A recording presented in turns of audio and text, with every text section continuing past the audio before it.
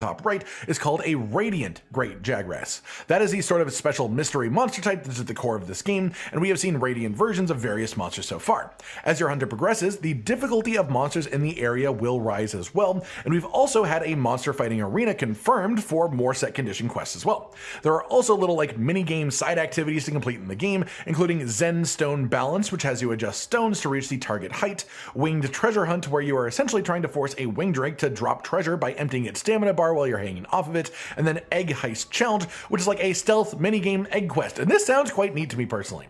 Zenstone Balance is alright, the other two are proper Monster Hunter-y feeling in my opinion though. Then the final thing that was revealed in this press release is a note about there being lots of endemic life in the game, which you can capture to complete research objectives for people who enjoy that side of Monster Hunter. During the beta period itself, they also had some more proper public reveals for some characters that we have seen a bit of visuals for before, as well as revealing the name of a proper map area too.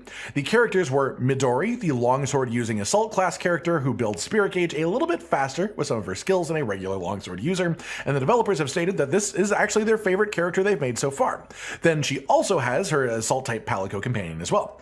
Then there was Uyang Varen, a lance using assault class character whose name I hopefully pronounced at least somewhat correctly, and he is noted to have the impetus mechanic, which builds up after using certain skills and then makes his thrust deal more damage, so it's an interesting gauge build-up mechanic for Lance. And then he also has his assault type Palico Lucky, who has a cute little mustache. Then we had Pepper, the heavy bowgun using disruptor class character, and her uniqueness is that some skills throw her into the air, and she can rapid fire while airborne. And then she also has a companion pal named Hoppy.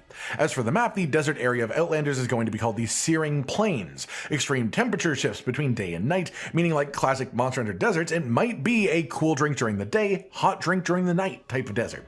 There are mirages and sandstorms and are very sparsely placed oases, how do you say that word plurally? Oases, and there are areas that are frequently fought over by monsters because of how rare the water sources are, so these oases are like a hotbed for fighting.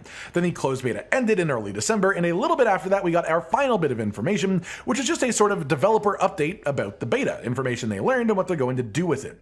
They're going to change parts of monster attacks and behavior, they're going to improve the way that the camera works and the way that movement feels for certain characters, as well as optimizing the UI and display more than they have, which I imagine is just sort of a balancing act of wanting buttons to be big enough that they can be reliably input by people with hands, but also not take up too much of the visual space and block the actual gameplay either.